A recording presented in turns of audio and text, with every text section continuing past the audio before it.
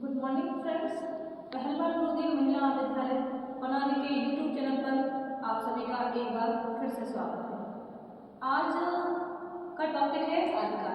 जैसा कि आपने मेरी पिछली वीडियो में पढ़ा होगा या देखा होगा, मैंने आपको पढ़ाया था आचार्य रामचंद्र शुक्ल जी के अनुसार हिंदी साहित्य का काल विभाजन। उन्होंने हिंदी साहित्य का काल विभाजन 4 प्रकार से किया था: वीरगाथा काल, भक्तिकाल, रीतिकाल और आधुनिक काल। आज हम आदिकाल के बारे में पढ़ेंगे कि आदिकाल को हम वीरगाथा काल के नाम से भी जानते हैं। तो आदि क्योंकि कहते हैं कि आचार्य रामचंद्र जी ने जो हिंदी साहित्य का काल विभाजन किया उसकी प्रमाणिकता है। उन्होंने किस आधार पर हिंदी साहित्य का काल विभाजन किया उसके प्रमाण प्रस्तुत किए, उन्हीं का आधार विभाजन माना जाता है सर्वश्रेष्ठ। वीरगाथा काल को आदिकाल भी कहा जाता है, चारण काल भी कहा जाता है। आदिकाल या वीरगाथा काल कहने से इसकी समय सीमा 1050 से 1375 है, जैसा कि मैंने आपको पहले भी बताया था और आज भी लिखा हुआ है।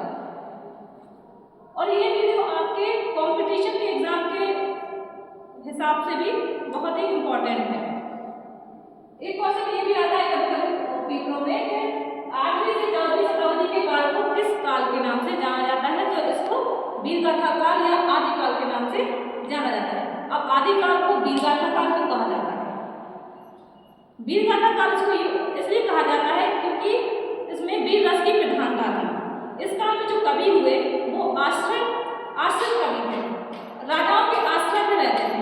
राजा उस समय के क्या करते थे, युद्धों में जाते थे तो कवि भी उनके साथ जाते थे, उनकी प्रशंसा करते थे, युद्धों का सजीव वर्णन वह किया करते थे अपनी रचनाओं में। उनका जो काव्य था वो वीर रस प्रधान था, इसलिए इस काल को नाम दिया वीरगाथा काल। अब अलग अलग विद्वान हुए हिंदी साहित्य में, तो उन्होंने अलग अलग नामों से इसको काल को पुकारा या नाम दिया।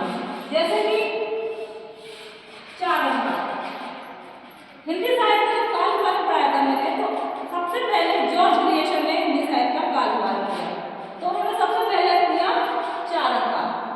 अगर आपसे प्रश्न किया जाए कि जॉर्ज ग्रियर्सन ने वीरगाथा काल या आदिकाल को किस नाम से पुकारा, तो नाम आएगा आपका चारण काल।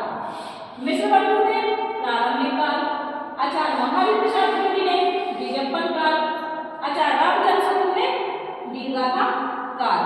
फिर पंडित रावल सातवत्याल ने आदिकाल या वीरगाथा काल को किस नाम से पुकारा, तो उन्होंने सिद्ध सामंत काल के नाम से। आचार्य विश्वनाथ प्रसाद मिश्र ने वीरकाल के नाम से, डॉक्टर रामकुमार वर्मा ने संधि काल या चारण काल, आचार्य हजारी प्रसाद द्विवेदी ने वीरगाथा काल को आदिकाल कहा और डॉक्टर सुमन राजे ने आदिकाल को आधार काल नाम दिया।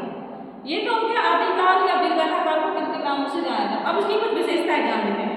जैसे कि मैंने आपको पहले बताया था कि आदि काल में या वीरगाथा काल में जो रचनाएं लिखी गई थी वो वीर रस से परिपूर्ण थी, उसमें वीर रस का अधिक प्रयोग था। आदिकाल की विशेषताएं। आदिकाल में जो रचनाएं लिखी गई थी उसमें युद्धों का सजीव वर्णन आपको देखने को मिलता है, और वीरगाथा काल में कल्पना की कुशलता और अतिशयोक्ति अलंकार की अधिकता है।